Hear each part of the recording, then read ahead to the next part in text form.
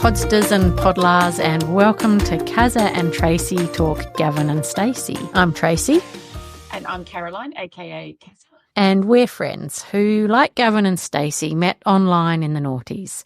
We connected over small humour, over how life is funny in the minutiae of things, and we also found that we like to read and watch many of the same things, and one of those things was Gavin and Stacey, which is a show that also celebrates small humour as well as kindness and bluster and people being magnificently themselves in all their flawed glory.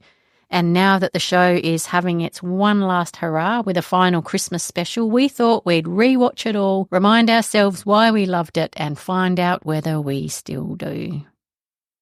So we're up to episode 2 in season 1, and let's begin with Tracey's Tracy. We begin, as we did in the first episode, with a phone call between Gavin and Stacey, but this time Gavin is under the watchful eye of his boss, which leads to awkward moments, which leads to a misunderstanding between Gavin and Stacey, which leads to Stacey jumping to the conclusion that Gavin has already broken up with her. Determined to get it sorted, Gavin impulsively leaves for Wales, and after some comic confusion on Stacey's doorstep, the two are reunited. Not wanting to say goodbye to each other again, Gavin asks Stacey to come and spend a few nights with him in Essex, and Stacey agrees. The following morning, Pam and Mick meet Stacey over breakfast, Stacey in a large, dark pair of sunglasses, and Pam jumping to a somewhat mistaken conclusion about why Stacey might be wearing those glasses. That night, it's the quiz night, and the Shipmans meet Smithy at the pub where Smithy will be the quizmaster, as well as Pam and Mick's friends, Pete and Dawn, who enter the pub, as they so often are, mid-argument. The next day, it's time for Stacey to go back to Wales. Gavin takes Stacey to Paddington Station, where even some officious guards and overzealous police officers can't stand in the way of true love, and the episode ends with Gavin asking Stacey to marry him and Stacey yelling yes, even though Gavin's being pinned to the ground by police officers. So we're only 2 episodes in, and our heroes have been on their first date, had their first misunderstanding, and agreed to get married. That's some pretty serious plot development. But what's this episode about for you? So this is where we start to introduce the characters to their other world. So Gav gets to meet the Wales family and Stacey gets to meet the Essex family. And that's one of the things at the heart of this show, I think, is the differences and that Ruth Jones, who plays Nessa, who's a writer, brings the Welsh, and James Corden, the other writer, brings the Essex. And this is about them pitting their worlds against each other, which I guess when they were writing the show, they thought that's the crux of it. I don't think it is the absolute crux of the show. I think the relationships, but I think that Welsh-Essex divide is a lot of fodder. Yeah, and so that, I guess, is what I thought. Yeah? Yeah, it's still very, very plot-driven, but by amazing characters. And I think we're still meeting all the characters. So Dawn and Pete, Pam and Mick's friends, and really getting to know them. How did you feel like this episode was facing the test of time? Okay, so we do get to see how gross Smithy is. And so when Gavin is beside himself trying to get back in contact with Stacey because he knows that she's got the wrong end of the stick and she won't answer his phone, Smithy's just like, well, just withhold your number. I do it with girls all the time. They pick up like that. Hey, I don't like doing it, but it works. And so you just get introduced to this very sleazy side of Smithy, that you need to see the loathsome sides of Smithy.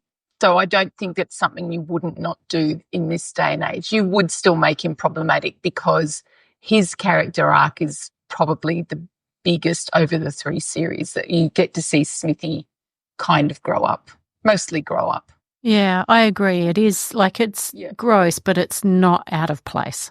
Yeah. Yeah.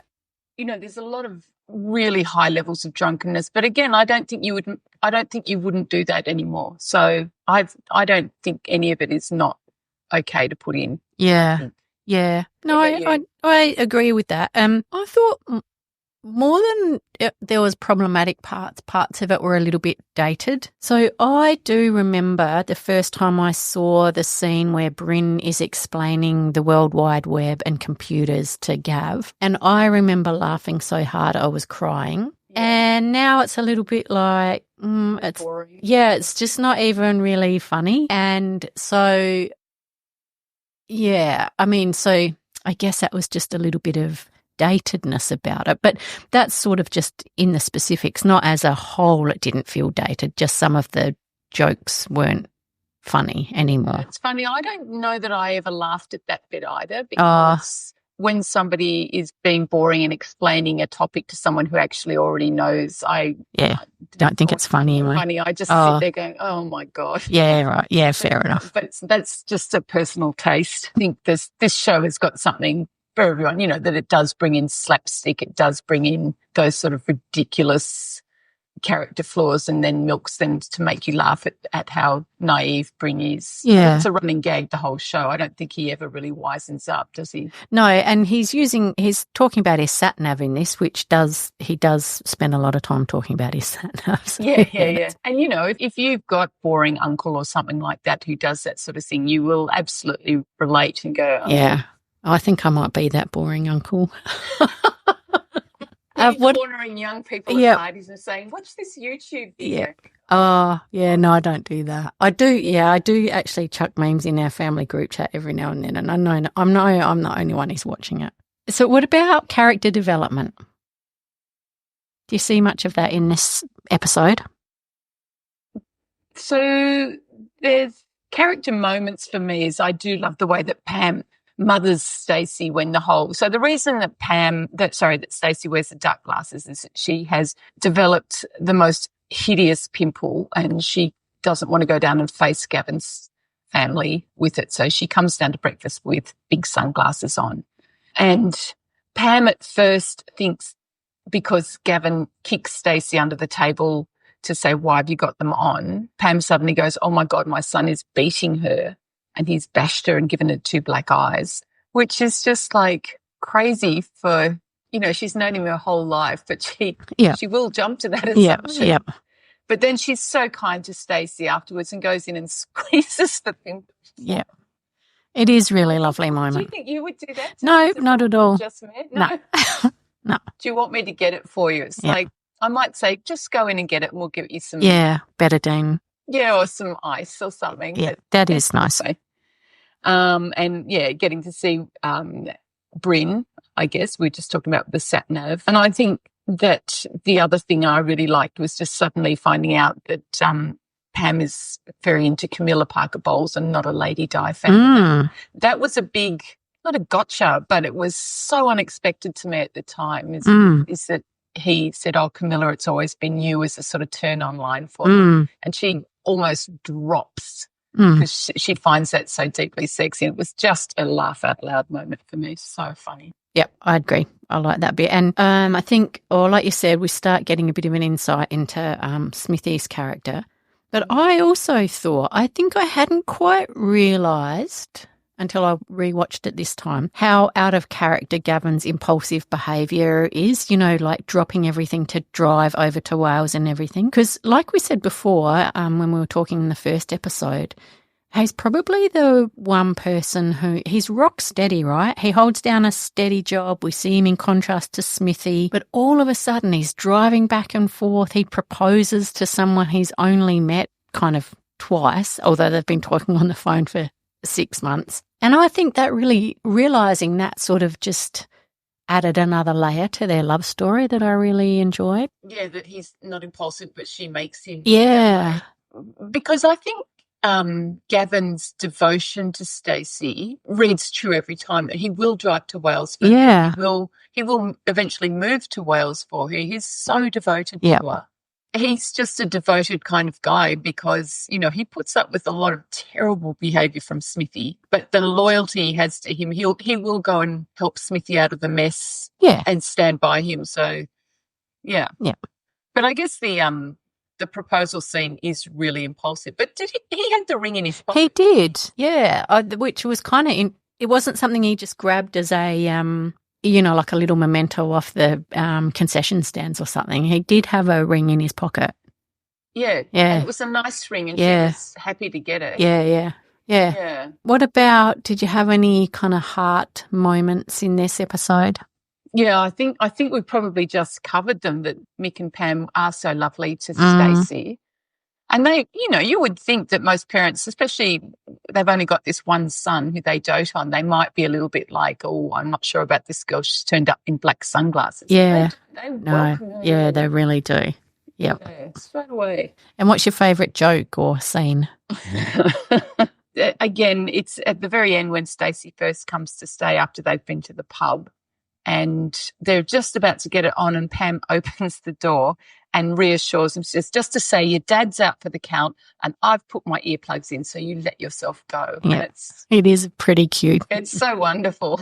Yeah. And they, like, I just picture a lot of kids maybe going, oh, that's it, I can't have sex. But Gavin and Stacey are just like, oh, my God. But okay, cool. Okay, good. Let's go for it. Yeah. Yeah. Yep. So my favourite scene, and I know I've just said that I didn't find it funny this time with Bryn over-explaining to Gavin the sat-nav and everything. But there's a little bit before that when they're all waiting on the doorstep over at Gwen's house, Gwen and Nessa and Stacey, and they're going, oh no, poor Gavin, he's stuck in there with Bryn. And Gwen says, oh yes, I know, but you know what Bryn's like, Bryn's a giver. And it's such a funny line, but it's just one of their really understated sort of lines that they don't stop and bring it up to you. Like, you have to kind of get it yourself. But it was just a really clever line, I thought. I really liked it. And it kind of really boils everything down, I guess, to its essence that I was saying before. They really take each other at face value. Like, they don't go, well, you know what he's like, he's a boring twat and we just have to put up with it. They're like, he's a giver. And they all kind of go, yeah. It's so true. That's so true. Yeah. All right. So did you think of a question to ask me? Okay, so Gav's impulse drive to Wales is because he has a flex day. Yep. And Smithy is disgusted with him for using the flex day to save his relationship, because he should have been using that flex day for something else. Can you remember what that was? I can remember this, for paintballing. Paintball, yeah. With but I can't remember who it's supposed to be with. Oh, two of their mates. So there's some of their mates. A list of all their songs. Yeah. Oh, Gary and Simon. That's it. Okay. You can't have one without the other, Gary and Simon. That's a running gag through it. So my question, and again I can't remember the answer, but how many questions were in Smithy's quiz? Well, he never got to them all, did he? No. He was meant to ask, I think he was meant to ask 30, but he only asked 29 or something like that. And they all ended up being about either Gary Lineker or Tottenham Hotspur, I think. Yeah. Well, surely he's a West Ham supporter, Smithy. Well, he is. Supporter. Maybe Gary. Yeah. Showing my ignorance. Yeah, I don't remember him as a Tottenham Hotspur player. But anyway, a lot of questions about him. Yeah. Do we think that they might get a Gary Lineker cameo in the new one? Oh. That'd be a good get, wouldn't it? Yeah. I reckon he'd do it. Put that in as a possible prediction. Oh, yep. Yeah. I think I had a dream about people they were inviting. Or maybe that was, I was watching the ad for Fisk. I was just looking at all the guest stars they've got on. It's a great show. Yeah. All the guest stars they've got coming on for that. Yeah. All right. Well, we're moving along at a cracking pace still. So we've already had the wedding proposal. What can happen in the next episode? Go away and watch. Deep secrets from Stacey's past. So. Yeah. All right. Talk to you next week. Thanks, Tracey. All right. Bye. Bye.